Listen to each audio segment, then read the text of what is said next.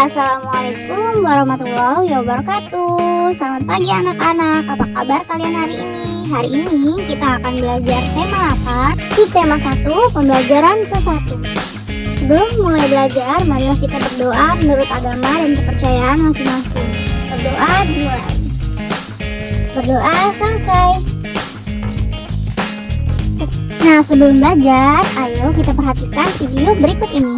Buni Air, Kari Keran, dan Mundi Bak Mandi sudah bersahabat sejak lama dan tinggal di sebuah kamar mandi. Suatu hari, tanpa sadar, setelah mandi pagi, Adan, putra pemilik rumah, memutar Kari Keran dengan maksimal dan lupa menutupnya. Buni Air mengalir dengan deras. Ketika sampai di bagian atas Mundi si bak mandi, Buni Air berteriak panik dan meminta Kari Keran untuk menutup kerannya.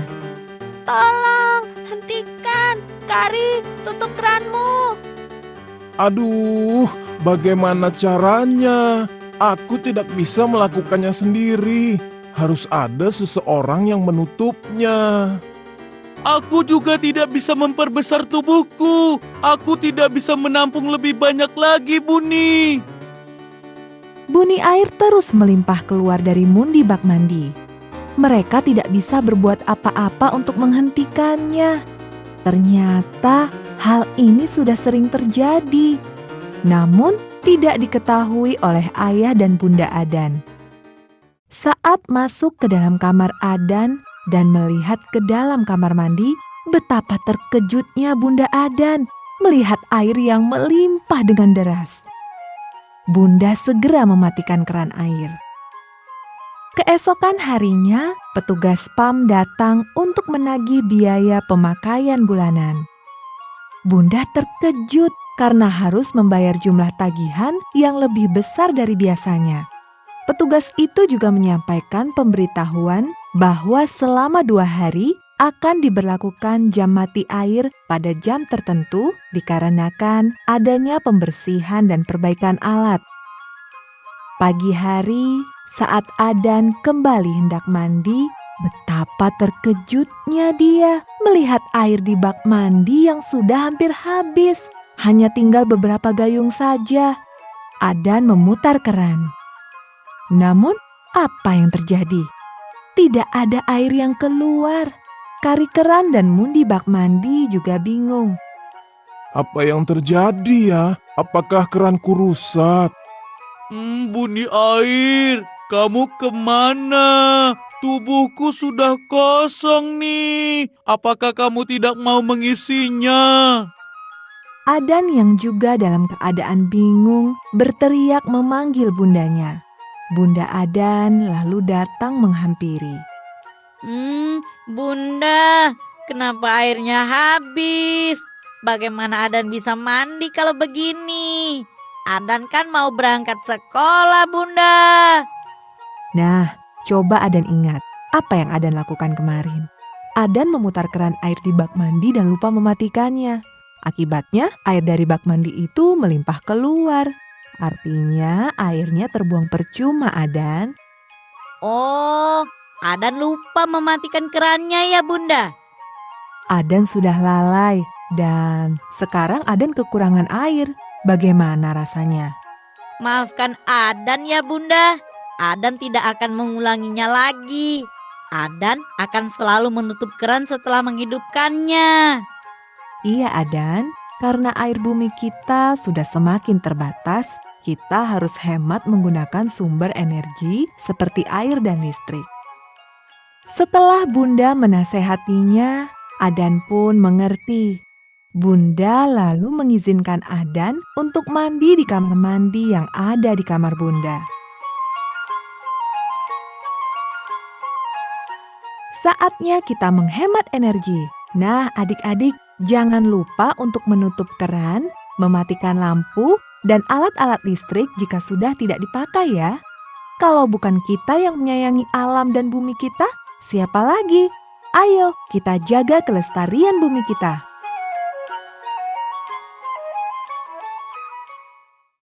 Setelah menonton video tersebut, ayo berdiskusi. Apa kegunaan air bagi kehidupan? Mengapa air sangat berguna bagi manusia? Bagaimana jika tidak ada air di dunia? Dan apa saja jenis air yang ada di sekitar kita? Kegiatan selanjutnya yaitu bacalah teks berikut ini.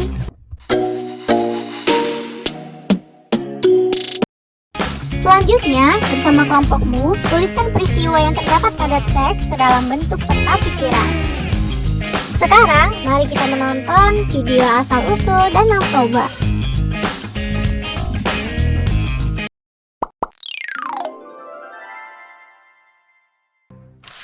Asal mula Danau Toba. Di sebuah lembah daerah Sumatera, hiduplah seorang petani bernama Toba. Dia seorang petani yang sangat rajin. Namun sayang, hasil kebunnya tidak berhasil dan dia kelaparan. Karena lapar, maka Toba pergi memancing di sungai. Lama sekali dia menunggu hingga dia putus asa. Saat Toba memutuskan untuk pulang, tiba-tiba ada yang menarik umpannya. Toba kegirangan dan menarik pancingnya. Wah, ada ikan besar. Seru Toba. Benar saja, di ujung kailnya tersangkut ikan besar bersisik emas. Toba segera membawa ikan besar itu untuk dimasak di rumah. Sampai di rumah, Toba kecewa sebab kayu bakarnya telah habis. Tidak ada kayu bakar di sini. Sebaiknya aku akan mencari kayu bakar ke ladang sekarang. Kemudian, ikan itu pun diletakkan di dalam baskom. Dan Toba pergi mencari kayu bakar ke ladang. Aku akan makan enak hari ini. Seru Toba sambil membawa kayu bakar ke belakang rumahnya. Api sudah mulai menyala. Namun, saat Toba hendak mengambil ikan itu, alangkah terkejutnya ia. Sebab ikan itu sudah lenyap. Yang ada justru berkeping-keping uang emas. Hah? Di mana ikanku tadi? Dan itu uang emas siapa? Namun, saat Toba membuka pintu kamar, alangkah terkejutnya dia. Seorang perempuan tinggi semampai dengan rambut panjang sedang menyisir rambutnya di depan cermin. Wah, alangkah cantiknya perempuan ini. Hei, siapakah engkau ini? Tanya Toba. Perempuan itu membalikan badan dan Toba semakin terpesona. Belum pernah dia melihat perempuan secantik dia. Akulah penjelmaan ikan yang kamu tangkap tadi. Sementara keping uang emas tadi adalah sisik-sisikku. Toba terbengong-bengong. Perempuan itu pun tersenyum. Aku dikutuk oleh Dewata menjadi ikan. Tapi berkat engkau, kutukan itu hilang. Mari kita ke dapur, akan kumasakan kamu makanan. Kamu pasti lapar. Toba hanya menurut ketika perempuan itu mengajaknya ke dapur. Dengan cekatan, perempuan itu segera menyiapkan makanan. Toba sangat takjub dengan kelihayan perempuan itu di dapur.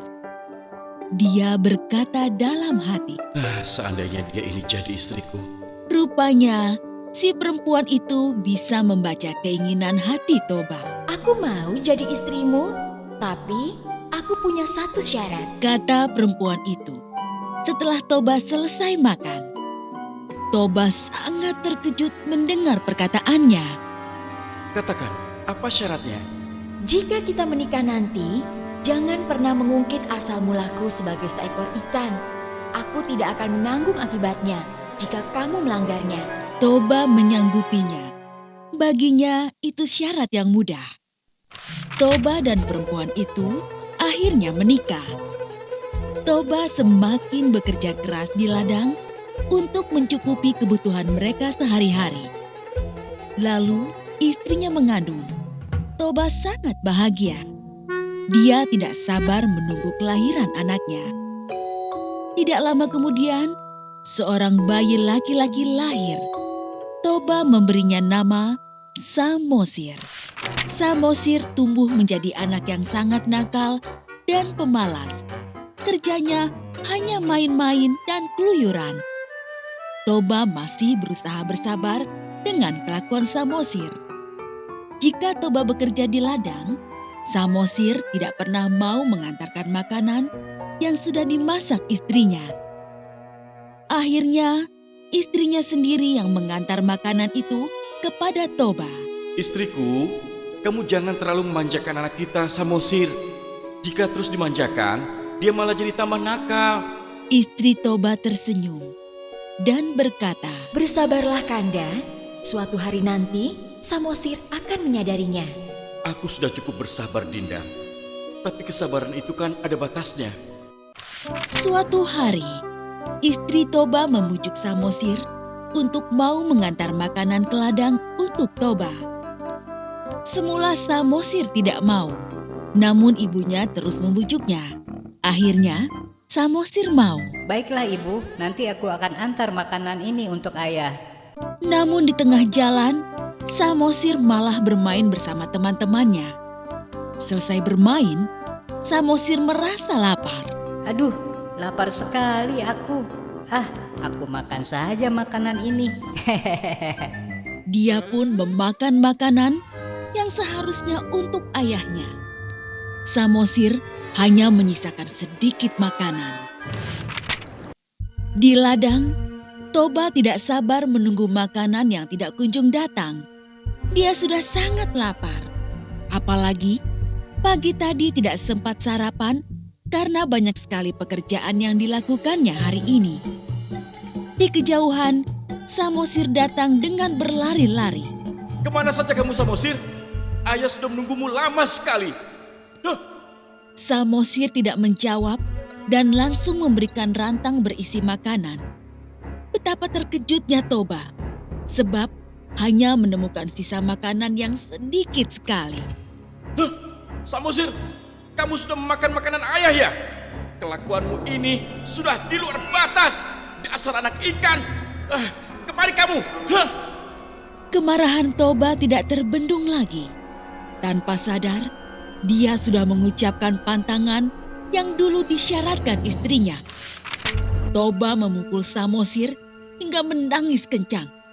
Samosir pun berlari menuju rumah. Ibu.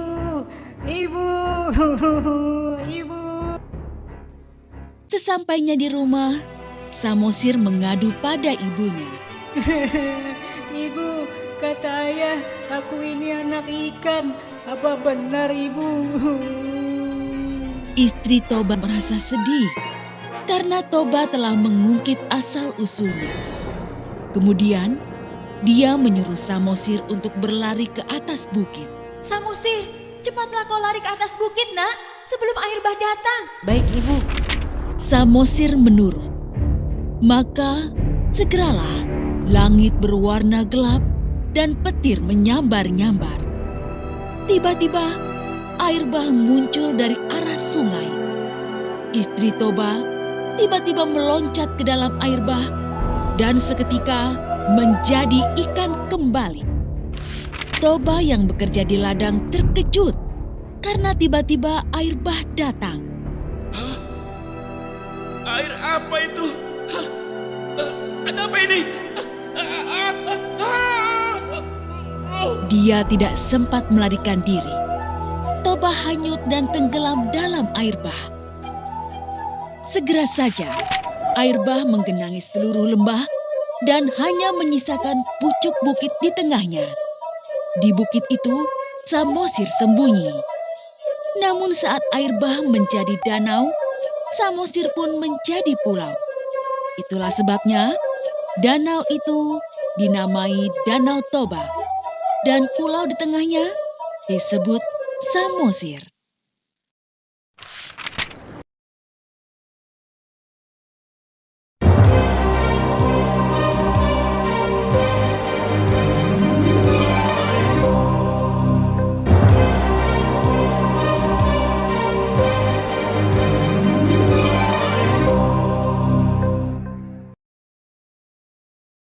Setelah menonton video tersebut bersama kelompokmu, urutkan potongan cerita serta tuliskan latar ceritanya. Selanjutnya, perhatikan materi berikut ini.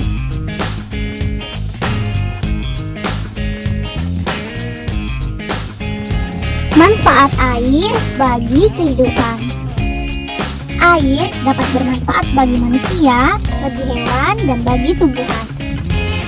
Yang pertama, manfaat air bagi manusia. Manfaat air untuk keperluan rumah tangga yaitu untuk minum, mandi, dan mencuci. Sedangkan manfaat air untuk keperluan industri yaitu untuk pembuatan air minum kemasan dan pembangkit listrik tenaga air. Selanjutnya, air untuk keperluan rekreasi dan olahraga. Manfaat air untuk hewan. Yang pertama ada untuk membersihkan badan, untuk minum, dan untuk tempat hidup. Selanjutnya, manfaat air bagi tumbuhan, yaitu untuk menyuram tanaman dan untuk berfotosintesis. Selanjutnya, tuliskan manfaat air ke dalam bentuk peta pikiran. Nah, sekian pembelajaran kita pada hari ini. Sampai jumpa di pertemuan selanjutnya. Assalamualaikum.